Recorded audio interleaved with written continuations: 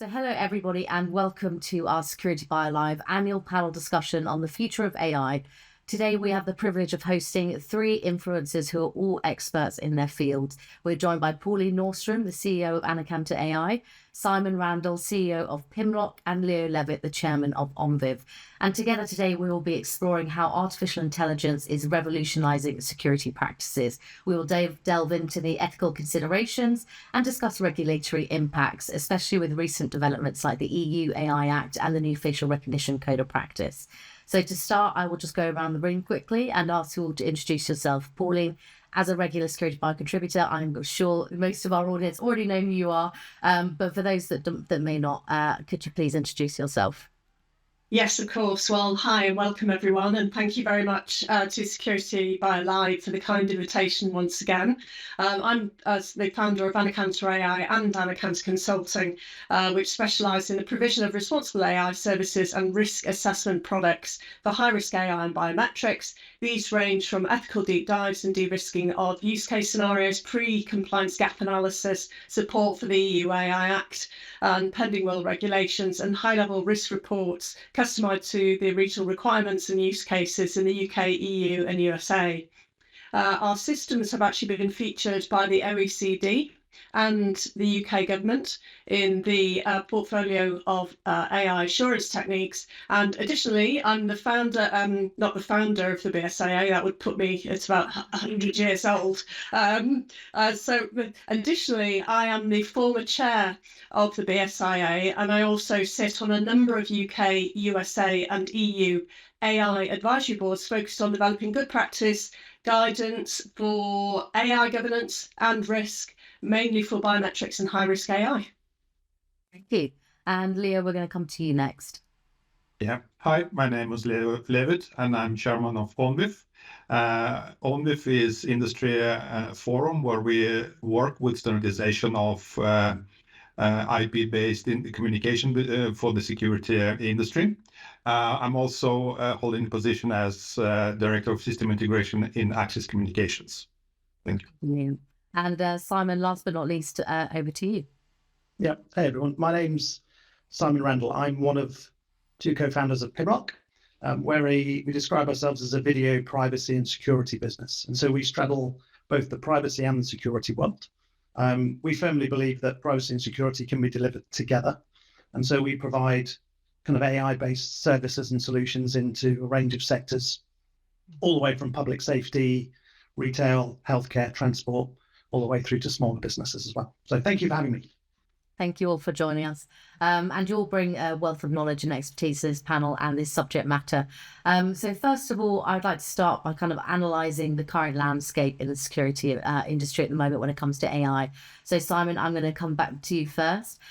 Could you mind just explaining how AI is reshaping surveillance technologies today and your kind of view of the current landscape considering its rapid adoption over recent years? Yeah, sure. So I think there's three fundamental challenges that have always been there with surveillance technology. One is around bandwidth. So if you've got 3 cameras and one person to watch them, they can watch them. If you've got 10 cameras, it becomes tricky. If you've got 100, it's really tricky. If you've got 1,000, it becomes really, really tricky.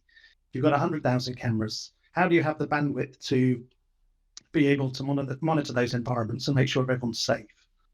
The second thing is around noise to signal. So 99.9999% of the time, nothing happens. And so how do you have systems, processes, people, AI that can monitor those environments, can stay alert? Because if something's only going to happen in a millisecond, actually, how can you make sure that people are always monitoring for those environments? And then the third thing is around privacy. So if you want to catch or be able to detect abnormal behavior in a certain environment, is it okay that you suck in the other 99.9% of people's personal data in order to do that? And those three challenges, basically, that I think the industry has been grappling with since the dawn of the industry itself.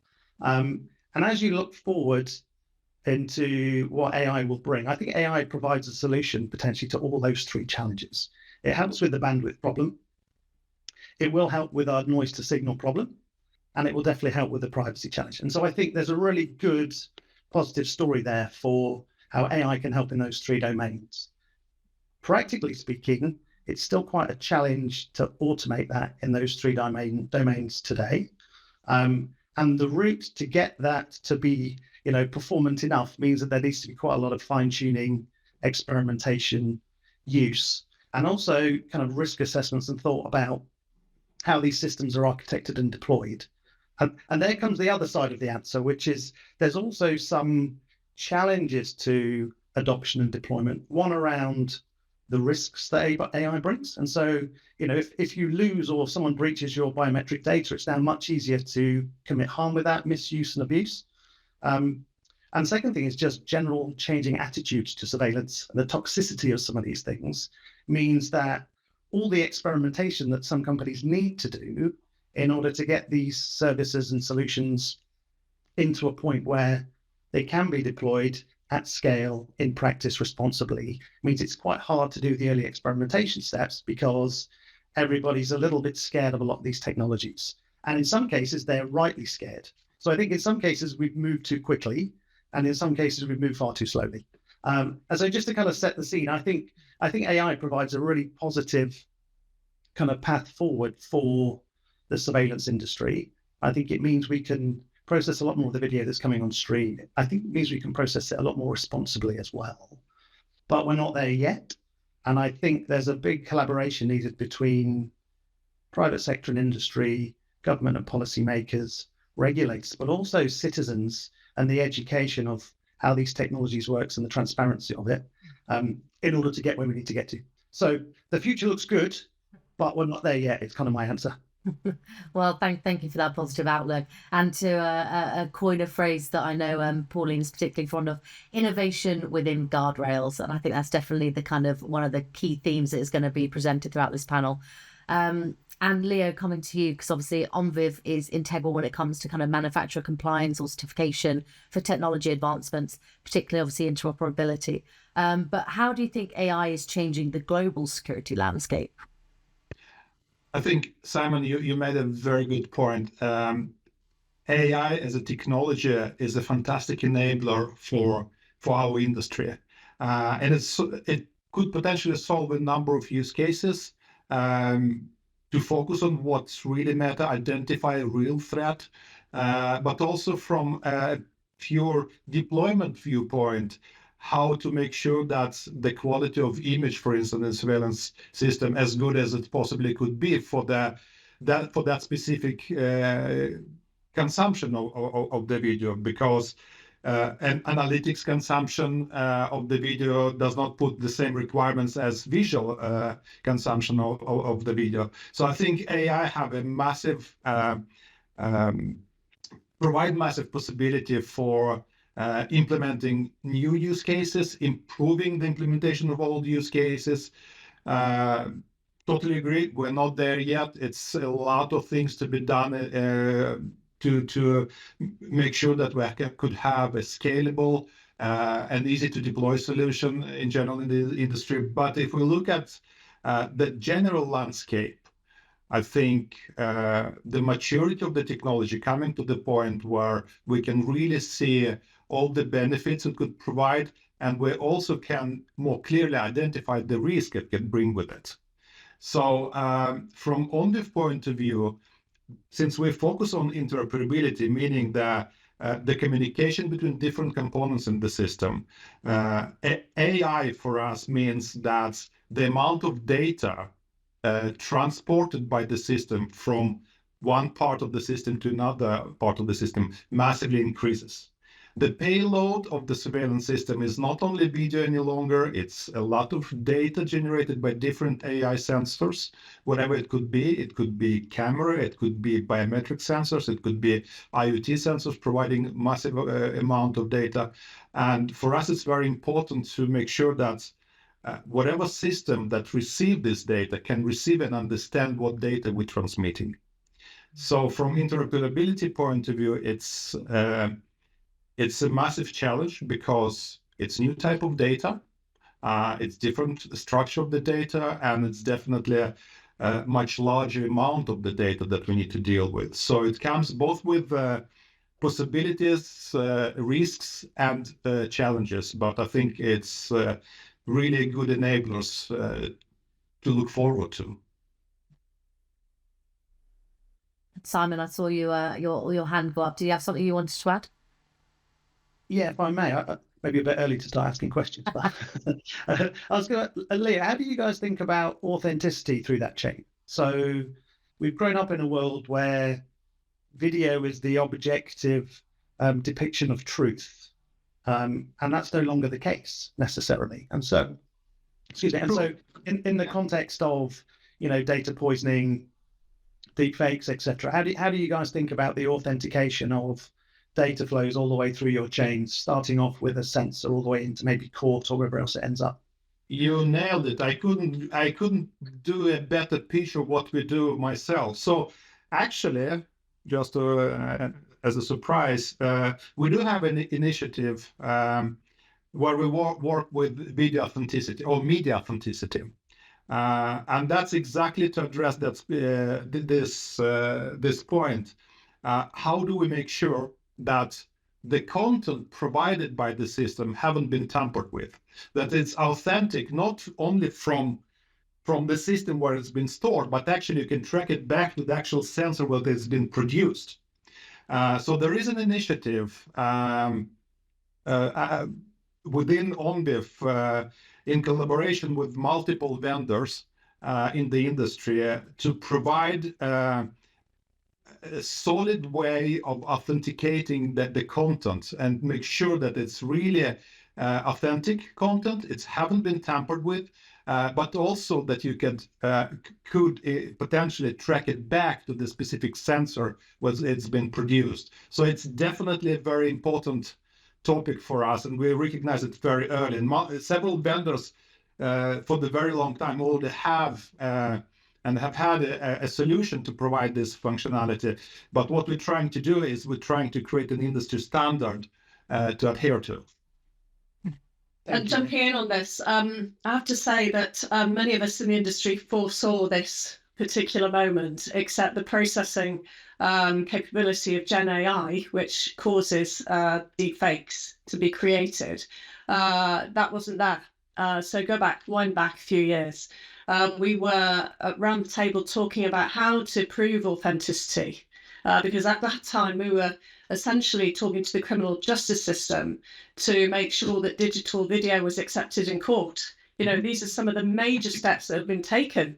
And the authenticity problem was there then, okay? And unfortunately, there wasn't the processing power and the capability in the products to actually watermark. It's not watermarking, but, to actually add the signature.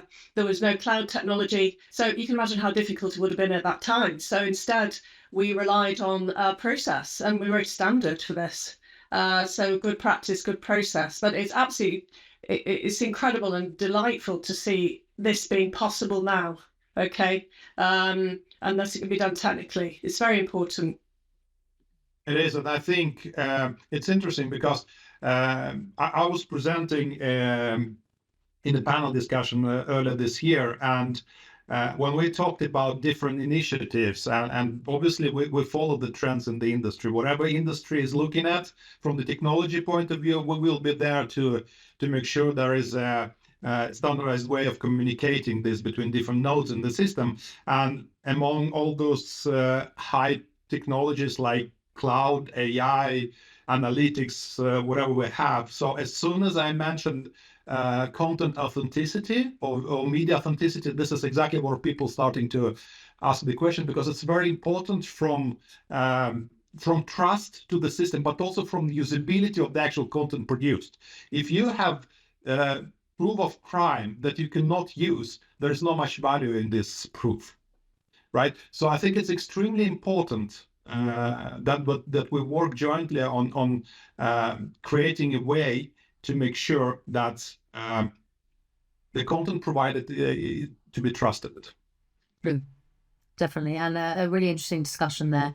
And I think it's only a matter of time before we're going to be facing the consequences in a, like you said, in court, and we're going to be faced with whether or not we are dropping charges on somebody because there is video evidence that puts you in a different place, or the other way around. Yeah, definitely interesting to see what you've got coming out on maybe in that department. And Pauline, similarly to kind of, the regulations and standards and code of practices around this, you've recently played a very significant role in developing the first facial recognition code of practice with the BSIA and the BSI. Do you mind just walking us through a little bit about your experience during this? I understand it's quite a long process. Yes, it's 4 years. I won't talk you through every single day in the life of, because we don't have time today, but just set a bit of background to this. So I have worked with the BSIA and other international organisations to develop standards and guidance in high-risk AI technologies, which have been around for a while, as we all know, for over 20 years. And the members of these organisations, just to give them a shout out on this, they give up their valuable time to collaborate for the wider purpose of achieving high standards, professionalism, differentiation in the marketplace, which is especially important when there are regulatory gaps, which there are in the UK. So the standard, so the development of the standard is BS 9347. It's code of practice for the ethical use and deployment of facial recognition software and video surveillance systems. It's a long name. It's been a 4-year journey, and where it started back in 2020, actually, when the BSIA membership agreed to start work on a legal and ethical guide for the use of facial recognition software due to the lack of regulation and well-founded concerns about human rights impacts of the technology on British citizens. There were no guardrails around it, and it seemed that at the time an outright ban and moratorium would be the only way of evaluating the risks and impacts associated with its use. So BSI wanted to help its members navigate this complexity and do things in a good way. And to understand the ethical AI aspects at a fundamental level.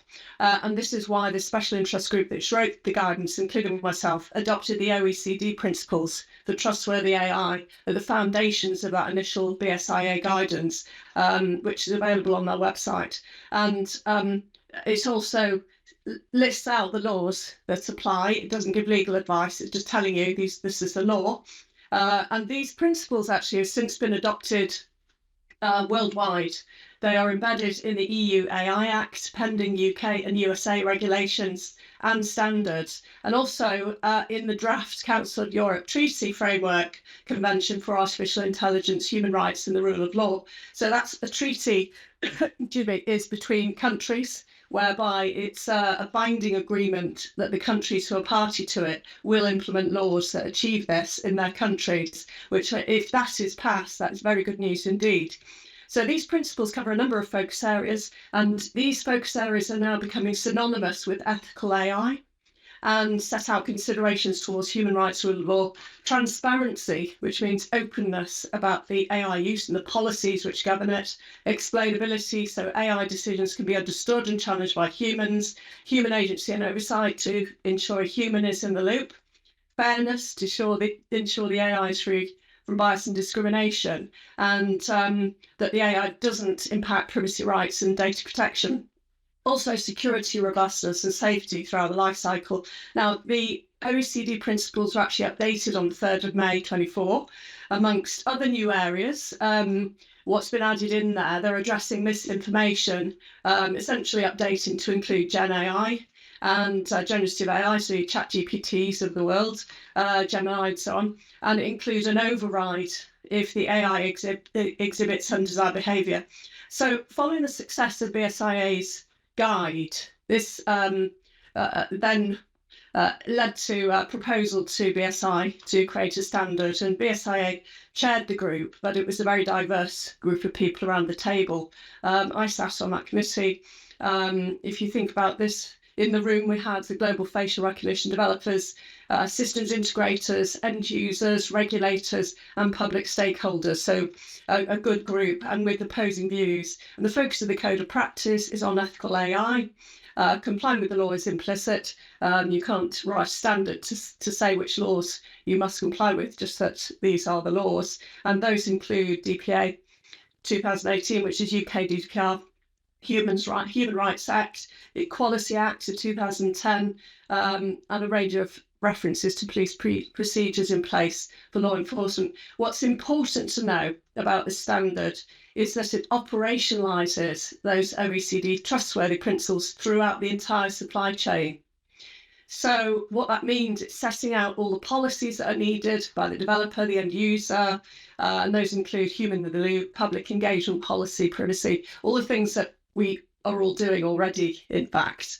But for those who aren't, you need to do it and do it as a matter of haste. And this is very much the first standard to do this in a business-focused way, and it provides action points for the whole ecosystem to do something and a summary of recommended policies. At the heart of this is a needs assessment flow diagram, which is really important because that walks through the challenge process, business case, risk assessment, DPIA, and compliance with the standard. And there is a stop button in there. And, you know, everyone around the table said, we're happy to say no to this if we can't satisfy these ethical guidelines. So there is a stop button, which is also included, that language, in the EU AI Act over the use of certain AIs. So it's a very important piece of work. And what we're saying about this is that we encourage businesses in this sector to adopt it as soon as possible, but then to follow through on that and actually do the things in it and do it on a continual basis. And having done that, there's a higher chance of being able to implement without damaging the relationship with the public if the public are affected, and also to improve the effectiveness of the technology. And to give you an example, some of the sectors that are using facial recognition technology are retailers. And that's obviously been in the news in the public domain. Many wouldn't be able to stay in business without this technology because organised crime gangs raid the shelves. They go in and clear the shelves. And there's not a lot they can do to stop that. And during these attacks, the staff are also exposed to violent criminals. And the software is really helping to reduce that. So a very important body of work. It is a long story, but a heck of a lot of work has gone in there. And everyone around the table was doing that on a voluntary basis. And we're delighted it's now come to market. No, definitely. And just, you know, after this kind of very long process that you've just kind of given us the short form version of, do you think this stands as a kind of testament to the adoption and ethical use technologies to come and new standards to come, and also its acceptance in the public space? That's a very difficult question to answer, and it's one I can't answer because it's down to the implementation. It will certainly improve the safety of the technology in the public space, but you can imagine that we are really pushing for some regulation around this, and it's not happened yet, but a standard is certainly a step in the right direction. I mean, you really have to accept that mass surveillance should never be an accepted part in a democracy, and strong regulatory guardrails must be in place to prevent infringement of fundamental rights, more so if it's a public body doing it and private sector performing public duties, and that's where the Human Rights Act comes in. But it's a long process to challenge that, usually ending up in a judicial review. We just don't want to go there. At the moment, and this is a controversial argument, but you could argue that businesses build trust through not getting a fine, which is not really a very high bar in terms of acceptable practice. And we think it's too low, which is why we wrote the guidance and we wrote the standard. So the industry sets the bar much higher. And, from a business perspective, we obviously welcome CE marking in Europe, and which will provide assurance that that product will do what it says on the tin, and that documentation is transparent and consistent and so on. So will it ensure acceptance in the public space? Well, not really, but it'll make it safer, because I can't speak for the public. I'm obviously a member of the public, but we don't want technology which can be so rights impacting being used in the wrong hands by organisations that don't take a professional approach. The solution to this is regulation, and we wait with bated breath for the UK to do something about it. EU have already acted, and it's made it very clear. Yeah, definitely. And Simon, I think you had something to add. Yeah, I was just it was just interesting when you were talking about transparency, specifically on the retail side. The framework sounds like having businesses internally reviewing the risks and the architectures and how they deploy these things, makes a huge amount of sense. The challenge with a lot of these things is you see a camera, you have no idea what it's doing. And so we as citizens are very incumbent on the private businesses and the public sector when we go into the supermarket and we say, what's that camera doing? What are you doing with my data? Where does it end up? How are you storing it? Are you running facial recognition on it? And not to be named, supermarkets have done quite a few things recently where they have some cameras that look like they're doing facial recognition when they're not. And they have some cameras which don't look like they're doing it but are.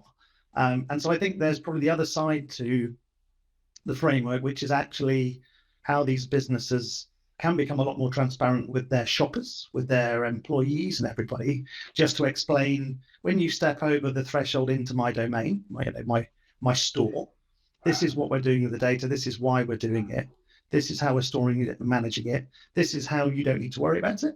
And I think that final piece of the puzzle is going to really help with the kind of the people side of this problem, which is it's really hard from a transparency point of view to understand the nuances of the technologies and also just understand what businesses are or are not actually doing with the data.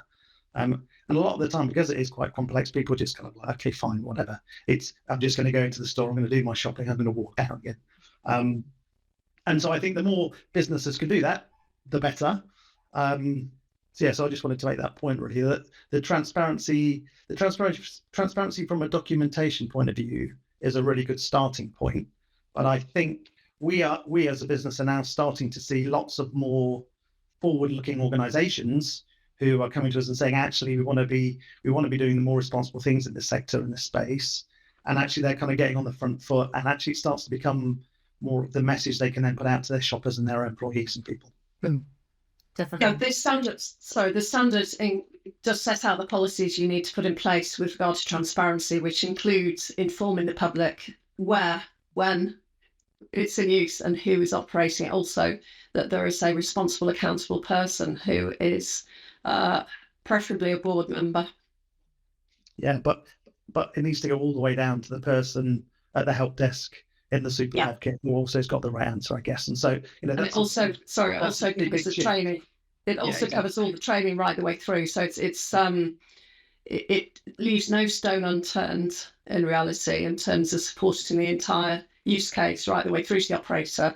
And as we know, people aren't very good at identifying people, despite what we think. So even matching a match to a real face requires training before any action is taken. It's very important.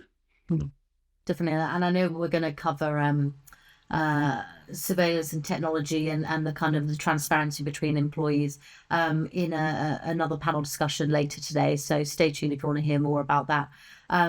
And Simon, I also just wanted to note, when I walk into a supermarket, I'm actually quite sad when I walk into a supermarket and I look up a camera and go, "Oh, who's manufactured that one?"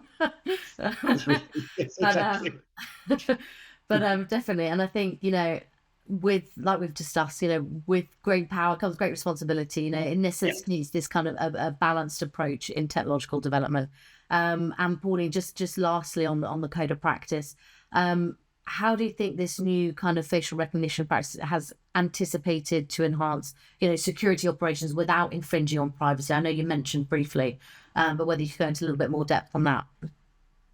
Well, the answer to that question is it's not simply isn't possible to do both of those things. So what you have to do, it depends on the use case and the context. I mean, traditional security operation of AI is detecting someone in a place they're not meant to be. Such as in the perimeter, within the perimeter of a private, business. That's very different to using cameras in a space which is considered to be public. And under the EU AI Act, that would be a publicly accessible space. So in terms of enhancing security, it is an outstanding piece of technology for that purpose and has been proven in numerous scenarios in terms of loss prevention and also solving crimes after they've been committed. But the infringing on privacy issue is very, very delicate, and in the UK requires organisations to tiptoe through the GDPR. Excuse me. So they tiptoe through GDPR, and the only legal use of biometrics in this way is if there is an exception under the special category data, Article 9, which is the most used is substantial public interest. So without that basis, it's actually prohibited. So I just wanted to stress that point. You can't just waive this technology for any purpose, which is why we wrote guidance on it, because it really is a complicated issue, and why I made the point about trust and fines. So the only way you find out if you're doing it properly is if you don't get a fine. And we don't think that's acceptable by any means. So it's a difficult one. I can't answer the question. You're always going to infringe on privacy. That cannot be avoided. And I know we're going to come on to that in a little bit as well, in more depth. But Simon, I want to just pause for a second. With AI integration and obviously Pimlock's specialty on pseudonymization, I'm interested to know how this type of technology can protect data in a public space to an extent. Yeah, so I guess we have two different approaches actually. We have one where we need to anonymize all the personal data that's coming off the live video stream. So if you think about some private locations where there's benefits to safety, security, and also operational efficiency to be able to monitor what's happening in an environment. And so in that environment, we can take the video feeds, we can live anonymize those, so basically scrub the people out. But you can still see the interactions, the volume of people, and which areas they're going into. And so you can still elicit lots of useful information that you can use, because you can send someone down to the floor to go fix something. You can go put somebody else on if there's a big queue, there's a fight brewing, you can send the security guards down without actually taking any of the biometric data. And that solution, which absolutely anonymizes the video streams, means you've actually removed all the biometric data, and in most cases you're fairly exempt from GDPR. So that's quite a straightforward use case. There's one at the end, which Pauline just described, where actually there is a specific threat to life or harm, and actually it's okay to go and do full surveillance and get all the data. The bit in the middle, where I've kind of got a feeling something bad's going to happen in this location, it's really busy, it's a public space, is quite the tricky area that kind of Pauline said. And that's kind of where I think we need to start thinking about other solutions that allow you to reduce the proportionality and impact on privacy while still allowing you to do some of the security. And so we also have a solution that will allow you to pseudonymize that personal data through the video. And so you can go into a public space with a camera, you can stream the video off. In the video stream, we're using encryption to anonymize all the people. And then by default, if that stream gets hacked, all the personal data is protected. If something bad then happens, and then you get a warrant and you can unlock one of those individuals, to Pauline's point earlier, you then need to design a process with people involved in it to be able to put some controls around who gets access to the decryption keys, what the warrantry process is, and who gets to see that individual in the video. And so retrospectively, if something bad happens, you could then go back into the video, you could decrypt the 2 or 3 people, and then you could see exactly who they were and what they did without having to expose everybody else's personal data. So that case, I think, is pretty clear. The other case, which is an interesting one, which is still an open question, which is, can you take live video feeds from busy public locations? Can you use encryption to anonymize everybody by default in the stream? But can you then still run it through live AI solutions so that the AI can look at everybody, the data's never stored and nobody else can? And so once the AI looks at it for a split second, it says these 2 people are of interest. I'm going to put those into a slightly different workflow and protect everybody else. That's an open question. And so we've got a bunch of discussions in that area that trying to look at, how long is it okay for the AI to have access to all that biometric data? If it's a split second, does that mean the proportionality is lower if you can still protect everybody else? And it's an open question, basically. But I think that's an interesting space for investigation, because it means, yes, you are still infringing some privacy, but it's nowhere near as much as if you have the system raw to start with. And that effectively means you can start to do more surveillance in more sensitive environments like hospitals and schools, for example. It means you can put cameras into places you wouldn't potentially put them in otherwise. But as I said, you do need the processes around that then to make sure that you've got good control over who has access to the keys. Because as soon as you do use encryption and generate keys, you then have a backdoor for access. And then the question is around how strong is the key control and the access management for that. And maybe it's only okay to be deployed into certain countries with certain legislation to certain businesses where that control is in place. And actually, the UK does have quite good warranty around those things. And so that's kind of an open discussion that we've started to have more broadly, which I would say, Rebecca, honestly, we don't have a definitive answer to yet. But we do have the full anonymization system helping out in a bunch of different sectors, actually, where just being able to strip the biometric data out means you are then much freer to use the video feeds for a range of different applications. And also to the point on transparency and trust, if you can show those video feeds on a screen next to the cameras with the live anonymization running, it helps people understand what's actually being streamed and captured. And it can actually help with some of that kind of understanding and trust of the system as well.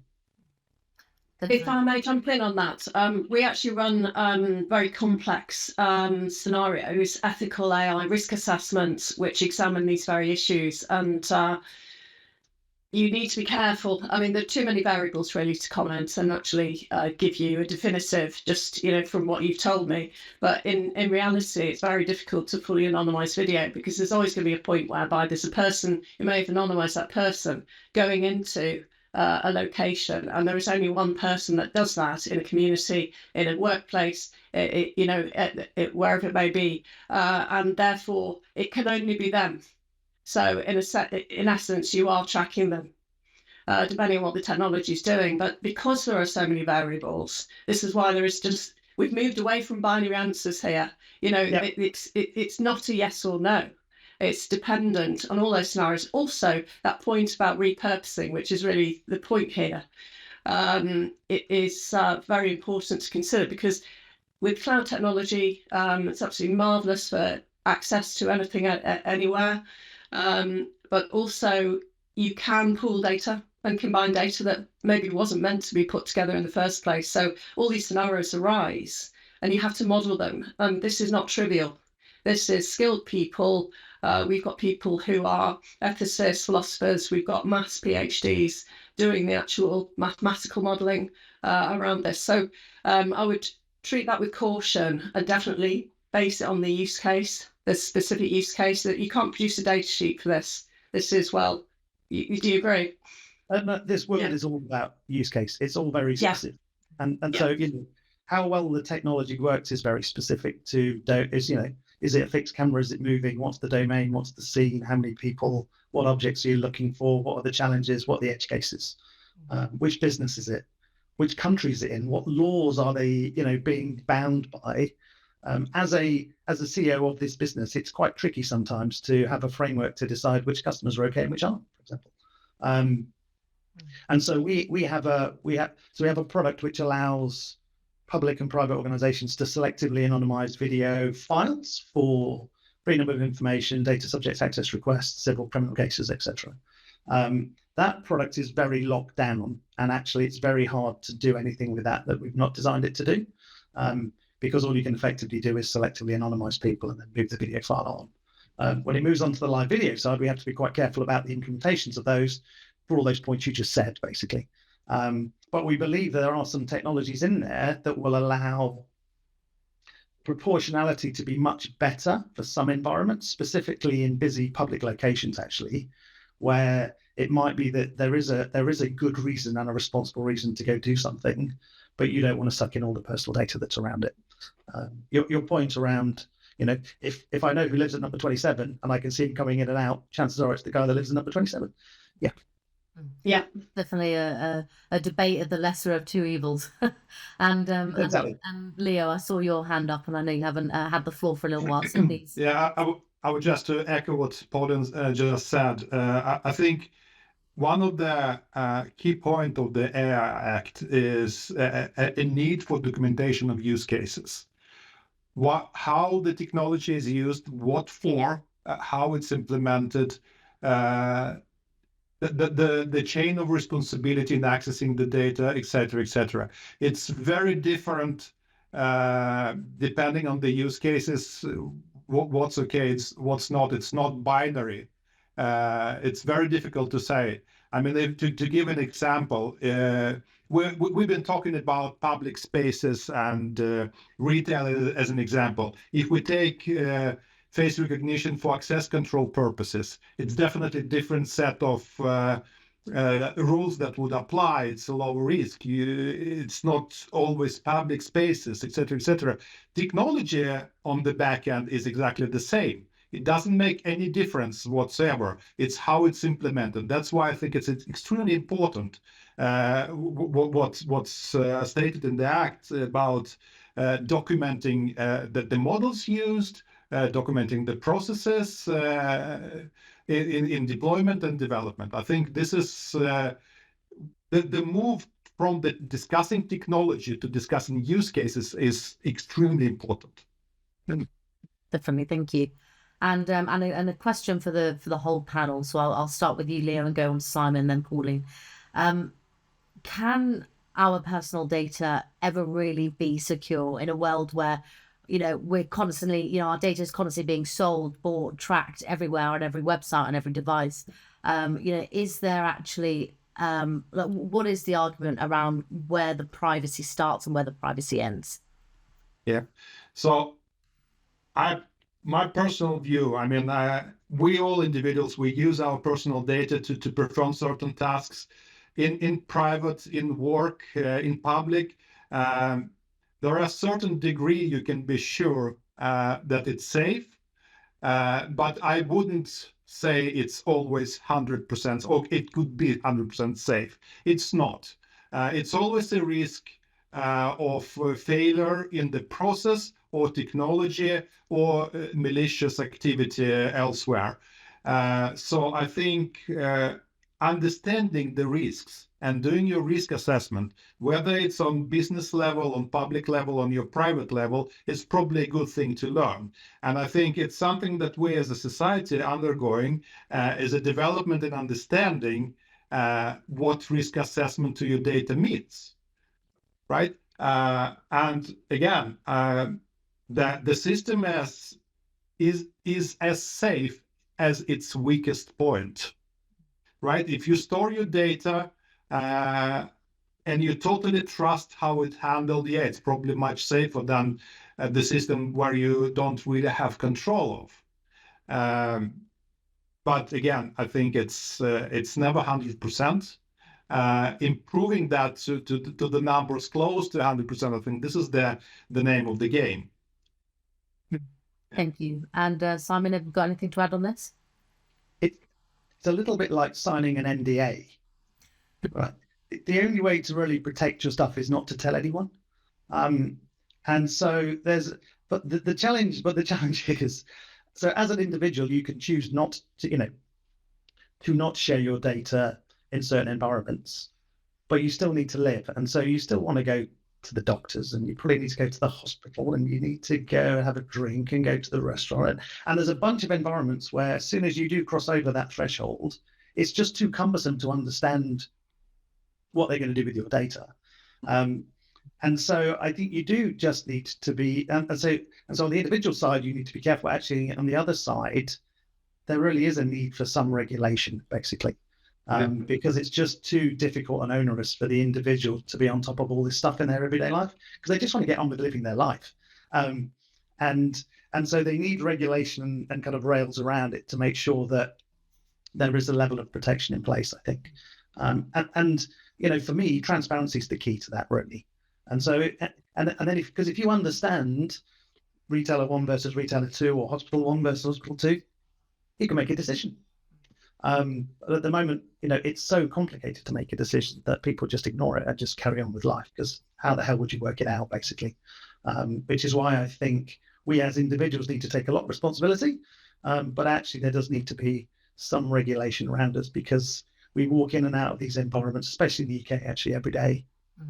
Definitely. I mean, as somebody who every single website I go on, I go into the cookies and like deselect all the legitimate interest, all of those different things. And it's laborious when sometimes I just want to read a news article, or I just want to gain access to this or see this. And also there's a on the individual and the personal side, there is a debate about whether we want the user experience side. We've got so used to these algorithms in our streaming and our recommended news and politics and all those things. Do we want an element of that?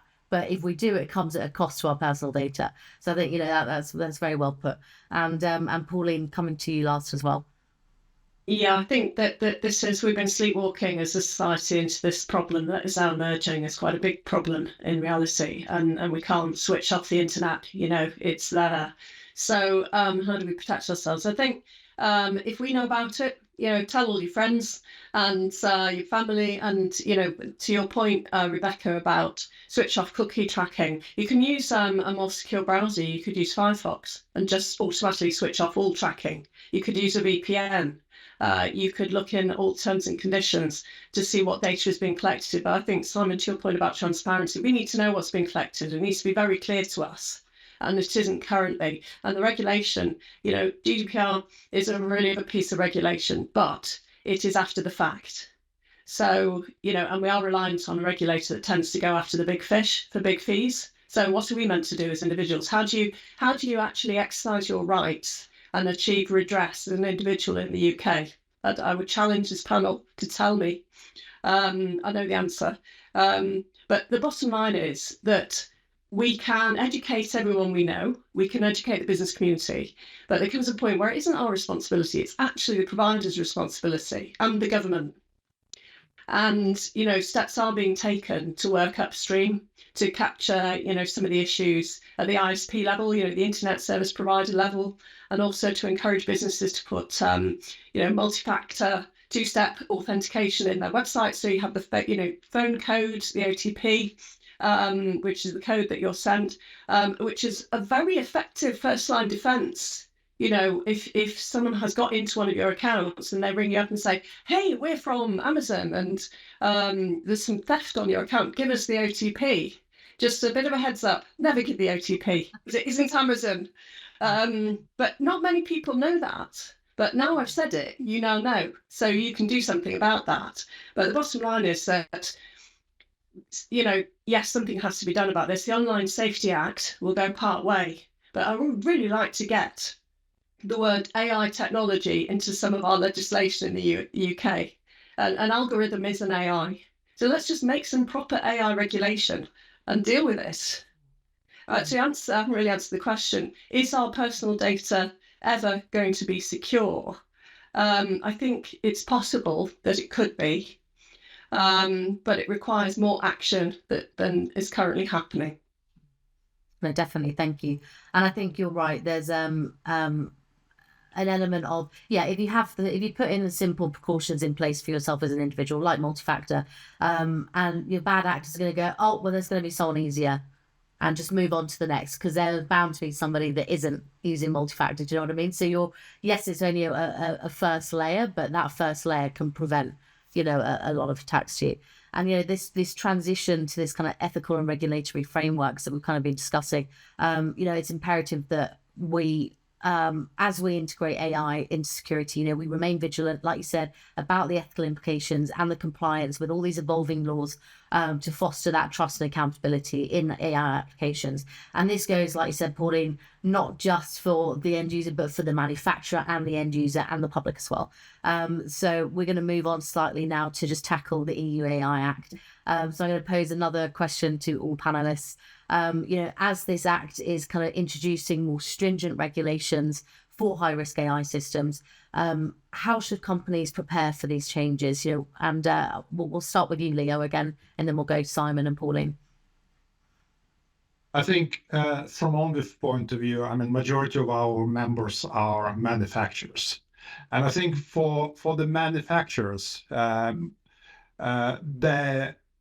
AI Act is actually clarifies the way technology could be used, because it was a lot of discussion what can and cannot be done, and for the manufacturers with a higher degree of responsibility on the market, in a lot of cases the decision been done to not address certain use cases. with the clear guidelines from AI Act, I think it's opened up the possibilities for the vendors to implement a number of use cases in a more responsible, transparent, and open way. So I think it's actually boosting the capabilities of manufacturers. It's also, I wouldn't say even out the play field, but I think it gives the possibility for a lot of vendors to work on the same terms and conditions on the market, to have a similar possibility for utilization of the technology, and this is great. So in general, it's from manufacturer point of view, it's a great achievement. It's bringing a lot of clarity. It's a lot of description on the processes that need to be put in place. But actually, even if it sounds quite complicated, it's very positive. It really opens up the market. It's really opened up the way to address the market with the use cases that could be very sensitive before. Thank you. And Simon, you got anything to add? Yeah, I think it's good to have a shared framework for how to think about these things. And so forcing people to think about the risk level associated with their use cases and applications, and then to do detailed risk assessments around them is a really good first step. Everyone's kind of used to doing that on the data privacy side, so DPIAs, etc. But actually extending that into high-risk AI and how that impacts freedoms and ethics is a really important step, I think.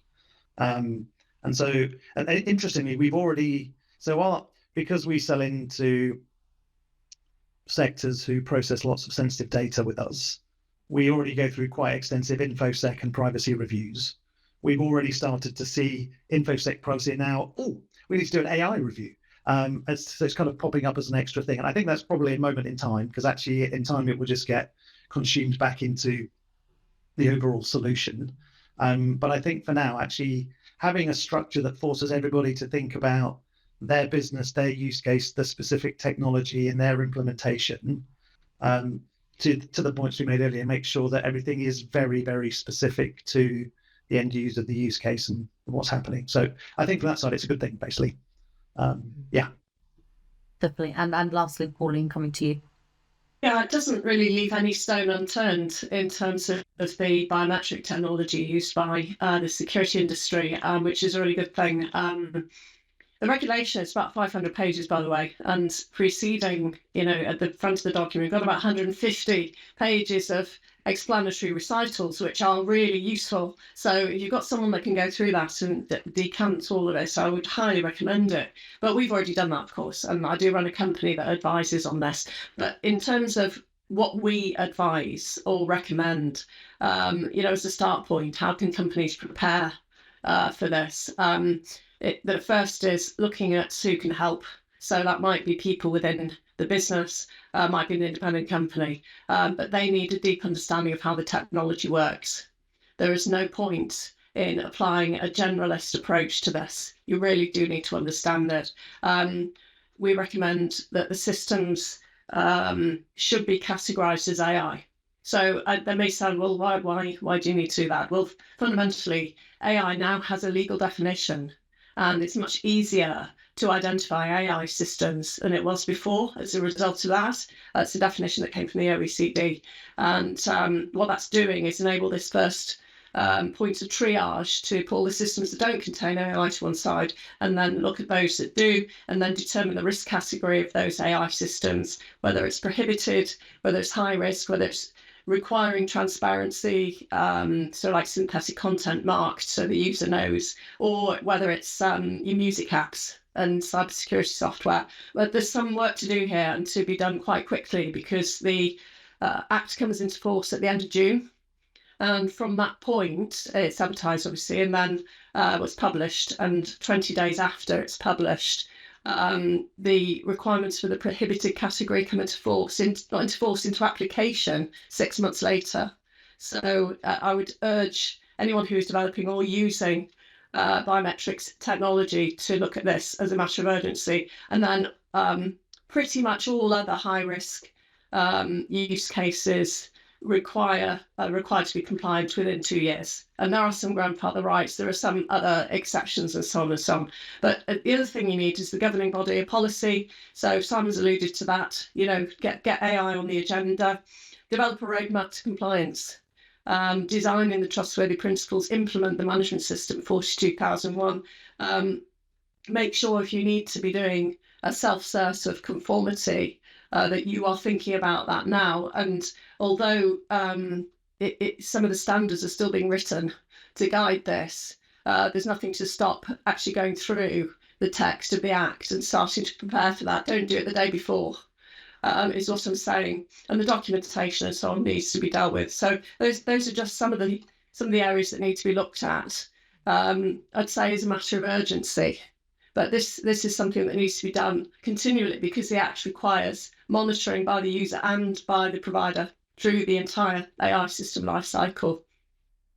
Definitely. And hopefully these kind of acts that are coming into place and these new standards will help actually kind of allow innovation within guardrails and these technologies to shape the future security landscape. And just lastly, I'd like to end with one final question to everyone. Considering the pushback against invasive technologies like facial recognition and particularly, biometrics, how can companies ensure that they remain on the right side of innovation and public perception while keeping people, property and places safe? Where do we think the future is heading? And that is a golden question today. Leo, would you like to start? Would love to. I think as when we started the discussion today, we all agreed that AI as a technology is a fantastic asset to drive the industry forward. Not only our industry, but general life quality of people. It's a fantastic technology to do a lot of good things, but it's also a risk. So I think now with regulations and standards, we have started to create a framework to document in a good and transparent way the use of the technologies and the guidelines for the use of the technologies that not infringe to the privacy the same way we had this risk before. And I think again that we should really have a clear differentiation between the technology and the use case and implementation of technology. And the way the Act and regulations are put in place really gives us a fantastic framework to start working on, to make this use of the fantastic technology better, safer, and more available. Thank you, Leo. And Simon, lastly, we come to you as well. Yeah, I think we've got a responsibility actually to be very much clear about what the real risks are. And I think the danger is if you overinflate all the risks, you actually stop a lot of really good innovation and opportunity happening. Yeah. And so I think a much clearer and more honest kind of review of what the real risks of some of these biometric technologies are. And again, the AI Act helps because we'll start with the high risk stuff and provide a bit more transparency around it. And for me, to come back to the point earlier, I think the biggest challenge is around building trust with the public, basically. And that's not a point in time. That's a continuum. And so, it's okay for businesses to try some of these technologies as long as they're very clear about what they're doing, why they're doing it, and what the protection for it is. And then they get feedback and they respond, and then over time they'll build trust. And for me, that's how I think we get to a point where, as I said at the beginning of the call, AI can deliver benefits to all those challenges of bandwidth and noise and privacy, but we need to go on a journey together to improve the technologies, make sure we understand which use cases we're happy with, which ones maybe we're not happy with. And there might be some use cases where we just avoid them completely. But we need to try them and we need to get some feedback and then we need to iterate. And that's how we get there, I think. So it's very much about, yes, set the frameworks and make sure we've done the risk assessments, but actually we need to try some stuff and we need to try it in a nice, controlled and responsible way so that people can see the real benefits of these things. So keep me safe, run the store efficiently and operationally, cure my disease, make me happy, make me convenient, but at the same time protect my privacy. And so that's going to take a bit of time, I think. Definitely. And I think it's important, like you said, not to hinder innovation. At the end of the day, this technology is here. Bad actors are using it and they're not innovating within guardrails. They are just seeing whatever they can do, whatever new technology they can put in place to get that data. So we need to make sure that we are still, protecting ourselves and utilize this technology, but in a responsible way. And Pauline, lastly, I'm going to finish with you. Have you got anything to add about the future of AI? Yes, I think it holds great promise in a number of sectors, in assistive technology, helping people who are less able to live full lives, space technology, space exploration, satellite technology, being able to analyze images and review the impact of climate change. And whether the mitigations are actually having effects or not, these are important things. In the medical realm, it'd be really nice, in fact, for women, for drugs to be designed and tested and dispensed based on women's needs, because drugs are predominantly tested on men. So if you're a woman, you can be almost certain the drug is going to be the wrong dose. So AI can help with that. That's a really good use of personalization, which is already within the realm of health data protection, which is extremely strong. Ultimately, the EU AI Act is a groundbreaking piece of legislation. It makes risk assessment really clear, and it defines and frames risk in terms of breach of fundamental rights, which are set out in the EU Charter. So that couldn't be clearer. And that applies to both public and private sector. In terms of the impacts, public sector have to do the fundamental rights impact assessment and publish it. But everyone has to follow this if you are deploying in Europe. It's absolutely great. And within those guardrails, which do make it easy, I agree with Leo's, the EU AI Act is a fantastic piece which sets out clarity. And it's very good for innovation because of that. And when you can say as a developer or which part of the supply chain you're in, look, we're compliant with the Act, we've got the CE marking, that proves our system will do these things. That is reassurance and trust in the making. So we're pretty excited about it, actually. It's not onerous, a bit to do initially, but it should be doing all that already in reality. GDPR does require privacy by design, by law. So, perhaps if you haven't read GDPR, so now's a good time to start, because that's the first layer, and then EU AI Act sits on top of that, so work together. So I'm very excited about the future of AI, but I really would like to see UK regulation coming in. I'd like to see AI recognised in the UK, not just Gen AI, but classic AI that we all know and have been using for many years. And I think there are some great potentials for people who can't currently access the world in the way that we do. And I think it's very important that people are considered in this way. And final point is, there's lots of talk about AI taking jobs. And that is not the purpose of AI, to take costs out. And companies seem to have rushed to that. And I'm talking about Gen AI and chatbots and frontline people. From a customer service perspective, really need to think about that from an ethical perspective, whether that is the right thing to do and whether the channel and route through for those people to other skills and other jobs. And I do say, business is a pyramid. There's a hierarchy generally, not all. I mean, you do have distributed leadership, architecture, it depends on the business. But generally, there are fewer jobs as you move up the business. So if you've got 1,000 people doing frontline customer service and 50 people managing, how many jobs are left? But it's not difficult maths, is it? So I think consideration towards that, it's an ethical responsibility for businesses. But I'm very, very positive about the future of AI and our relationship with it as human beings. Definitely. Well, thank you, everyone, Leo, Simon and Pauline, for your insights and lively discussion on the panel today. As we continue to integrate AI into our security frameworks, it is evident that collaborative efforts, clarity, governance and ethical considerations must guide our path forward. But path forward looks very positive, so that's good to hear. So let's maintain this dialogue and collectively ensure that the evolution of AI and security is both beneficial and responsible. We'll be back next year analysing the transition over the next year or so. So let's see if all of our predictions are right. If anybody has any further questions, you can reach out to the panelists directly on the platform today or reach out to them on LinkedIn.